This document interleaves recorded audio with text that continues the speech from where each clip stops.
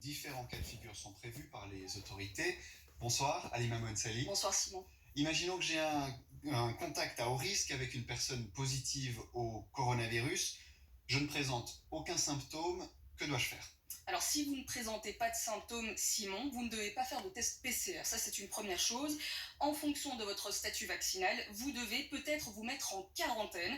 Concrètement, si vous êtes triplement vacciné ou doublement vacciné depuis moins de 5 mois, ou que vous êtes rétabli du Covid depuis moins de 5 mois et que vous disposez donc d'un certificat de rétablissement, alors vous ne devez pas observer de quarantaine.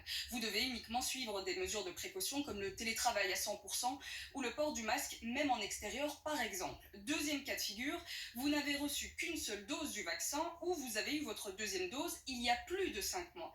Alors vous devez vous mettre en quarantaine durant 7 jours. Enfin, troisième cas de figure, vous n'êtes pas vacciné. La quarantaine jusqu'à 10 jours reste alors d'application. Sachez aussi que les quarantaines peuvent être levées plus tôt avec des autotests négatifs, mais le délai dépend de votre statut vaccinal.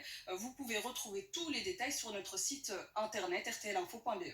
Halima, alors si je présente des symptômes, là la situation, elle est totalement différente. Oui, puisque vous devez faire un test PCR cette fois-ci. Si le test est négatif, alors pas de quarantaine. Si le test PCR est positif, alors vous devez vous isoler pendant 7 jours et plus 10 jours. Le délai a été raccourci. Vous pouvez donc lever votre quarantaine à partir du 8e jour, à condition de ne plus présenter de symptômes, notamment de la fièvre, durant au moins 3 jours. Et dans ce cas-ci, quel que soit votre statut vaccinal, il n'y a pas de distinction.